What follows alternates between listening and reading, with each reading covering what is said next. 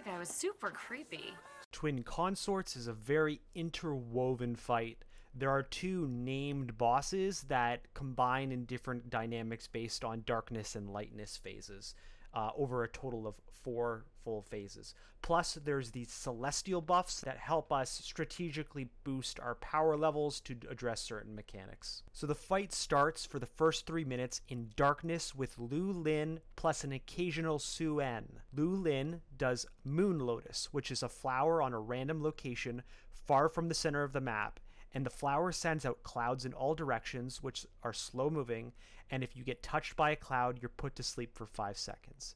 It also does a cosmic barrage, which is channeled for a few seconds, which spawns stars on the floor that charge random raiders and damage 8-yard radius around them, also doing a knockback.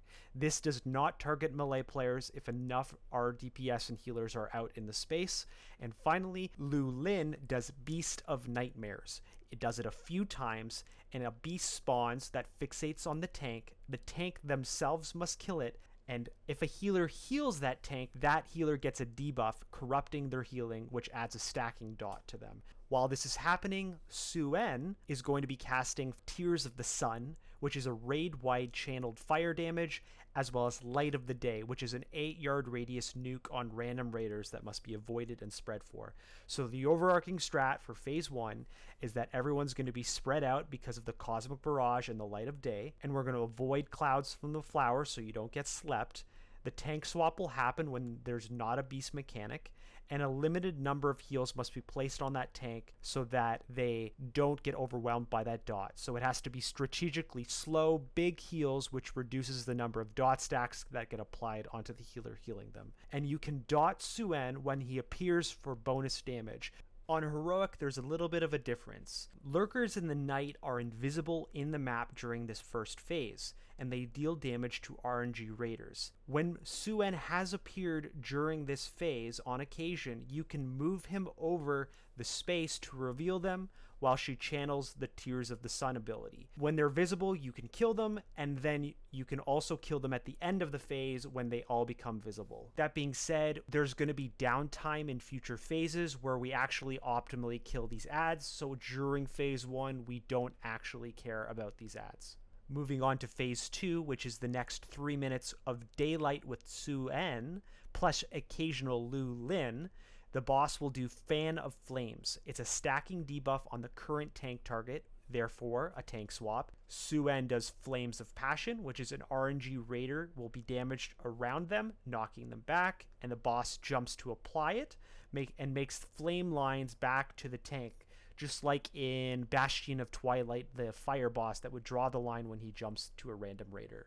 Finally, this boss does Blazing Radiance. It's a stacking self buff, increasing fire damage done, which stacks are dropped by Lu Lin, because Lu Lin will appear on occasion and do Ice Comet. Every 20 seconds, projectiles on our RNG Raider location, which must be dodged, and this will spawn a Comet NPC. If Suen is near the ad, it'll lose a stack off that boss of his self buff, but it also damages the ad until it's dead. Closer to the boss, the faster it melts. Raiders next to the Ice Comet get an Icy Shadows buff, which reduces fire damage taken, but also reduces attack and casting speeds a bit. This Ice Comet is attackable. Also, it's worth noting the old flowers from Phase 1 will still be there, but they won't do anything in this phase. So the baseline strat is to move Suen near Ice Comets as they appear to melt his buff off and to melt them, and account for her charge so you don't take unnecessary damage, and of course dodge the initial comet drops themselves. In Heroic, however, Suen, when they're in daylight, as well as in the next phase, Break of Dusk, does an ability called Nuclear Inferno. It channels it for 8 seconds every 1 minute, which is a high raid-wide fire damage. It's immune to damage at the time of the channel, and spell reflects all damage during it as well, so you can't attack Suen. So the strategy with this in mind is that the ads from Phase 1, which are now revealed in Phase 2, are good targets for damage because Suen can't be attacked, and the raid must stand close to a comet during the Nuclear Inferno because it will reduce the damage taken for raiders. Otherwise, you have to use defensive and heals cooldowns, and it's important that you've been doing dots in phase 1 on Suen as they appear, because it'll give you almost 10% lead on the damage done to Suen by the time phase 2 starts. Phase 3 is called Break of Dusk, and both of the bosses are active. Lu Lin doesn't do anything with their flower clouds, though the flowers do remain for phase 4. No beasts or cosmic barrage occur.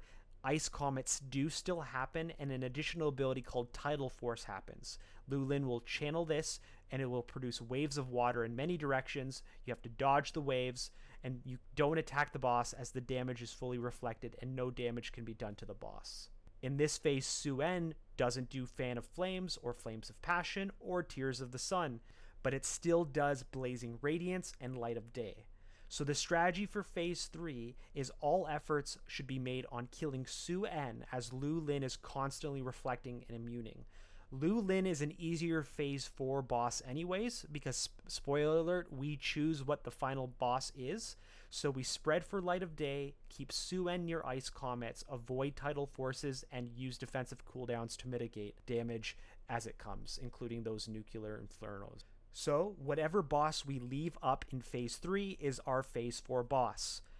If Lu Lin is left, it's the same as phase 1, which is the first phase of the fight, of course, without the Suen effects, so therefore it's just easier because there's less things to deal with than phase 1. But if Suen is left, it's the same as phase 2 without Lu Lin's effects, which means it's harder because we get no comet. So it's everything from phase 2 without the buff that we get from the comet. So over top of all of this, there's this celestial buff mechanic, which is a special activity that an assigned raider or two will do throughout the fight. Basically, there's going to be 4 pillars at the edge of the map. The assigned person at the assigned time is going to click the pillar, complete the task, get the buff, and that buff is an action ability that they can use one time before the break of dusk and one during the break of dusk or after. The actual activity you do if you're this special person is you'll be tellied to the phased version of the room, and there's going to be like a star drawing over your head, and you must connect the stars on the ground to make that pattern, and walking over the stars is what connects them. The 4 buffs are Fortitude of Ox, which increases the max health of all raiders for 15 seconds, Rush of Cranes, which is a bunch of cranes that come and damage the enemies in front of them, Serpent's Vitality, which restores the raid's health and mana, tops them off, and Tiger's Celerity, which is the majority of the boss's abilities and effects are slowed temporarily, therefore more avoidable if they're physical or spatial in nature. There are many strategies and scenarios of using these buffs. The suggested strategy for now is use the first Tiger during the phase 1 Cosmic Barrage, the first Ox at the end of phase 1 to help the transition and control the adds as they're revealed, ideally right as the final Cosmic is happening, and then use Serpent Vitality during the phase 2 Nuclear, and then all 4 in phase 3 because that's the hardest one to do, and use the cranes on Suen. But these kinds of details will be decided once strategies evolve.